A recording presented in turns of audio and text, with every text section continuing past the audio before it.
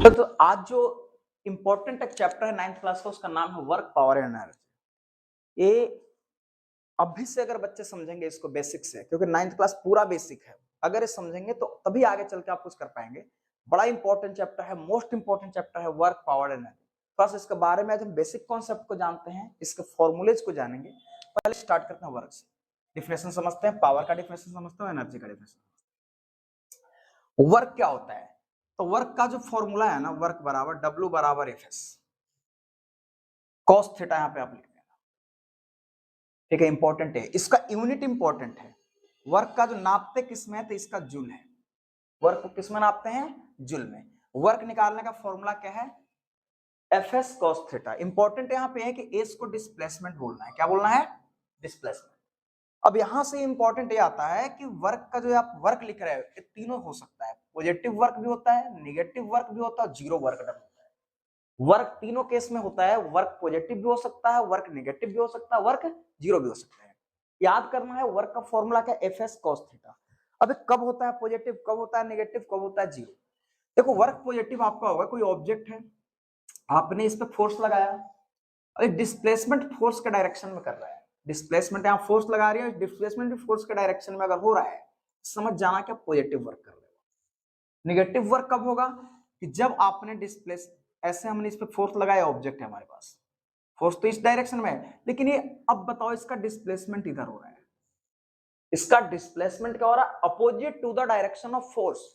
In this case work done will be negative. That is important point. Zero work कब होगा आपका?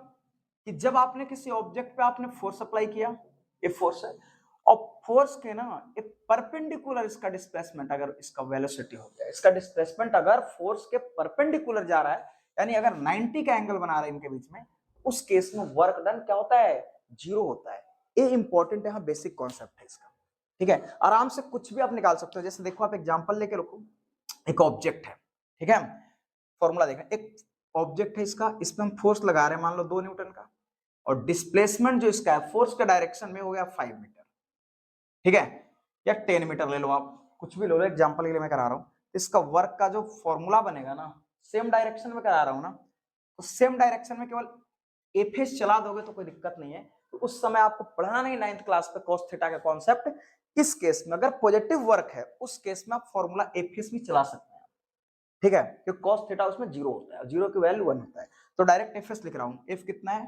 2 Newton, गुने में अगर 10 मीटर कर दूं मैं, तो हमारा आ रहा है 20, और न्यूटन मीटर में रहेगा, लेकिन इसको हम इसको जूल में आप लिख देना आंसर, कि कोई ऐसा यूनिट क्या होता है वर्क का? जूल होता है। बात समझ में आ रहा है मैंने क्या बताया? एक ऑब्जेक्ट है हमारे पास, ऑब्जेक्ट बार बार बोल रहा हूं, ग्रामर नहीं है, साइंस है। कोई वस्तु है जिसमें हम 2 न्यूटन का फोर्स लगा रहे हैं, तो उसी डायरेक्शन में डिस्प्लेसमेंट कितना हुआ है? 10 मीटर हुआ है। तो हमारा वर्क डन क्या होगा? क्योंकि इतना तो पता है कि वर्क पॉजिटिव हो रहा है, तो वर्क पॉजिटिव होगा ना, उस केस में एफएस भी आप बोल सकते हैं, ठीक है। उस केस में हम देखें, हम निकाल दिए वर्क, फॉर्मूला लगाए, एफएस लगा दिया मैंने, 20 जूल वर्क हो गया, ठीक है। पावर की बात कर लेते हैं, यानी अगर मैं बोल दूं कि 1 जूल कितने का वर्क होता है, अगर किसी ऑब्जेक्ट पे, आप देखो यहां समझा रहा हूं, किसी ऑब्जेक्ट पे अगर 1 न्यूटन का फोर्स लगा रहा है और 1 मीटर डिस्प्लेस हो रहा है, तो हमारा 1 जूल वर्क होगा। इंपॉर्टेंट है, बार बार क्वेश्चन आता है कि 1 जूल वर्क क्या होती है। तो किसी भी ऑब्जेक्ट पे मास पे डिपेंड नहीं करता है। यदि आप 1 न्यूटन का फोर्स लगा रहे हैं, उससे यदि डिस्प्लेसमेंट 1 मीटर हो रहा है, तो अगर इसको बनाएंगे आप, तो 1 जूल आपका वर्क हो जाएगा। पावर की बात कर लेते हैं, पावर क्या होगा भाई? एनर्जी क्या होगा? इन दोनों को पहले डिफिनेशन को जानते हैं। एनर्जी का डिफिनेशन है capacity of doing work is called energy. अगर आप में कैपेसिटी है काम करने की, तो इसका मतलब क्या हुआ कि आपके अंदर एनर्जी है। तो कैपेसिटी याद करना है, कैपेसिटी ऑफ डूइंग वर्क, और इसका मतलब है ना rate of doing work. Important यहां पे देखो कितना अच्छा डिफिनेशन है। Capacity of doing work is called energy, and इसका है rate of doing work is called power.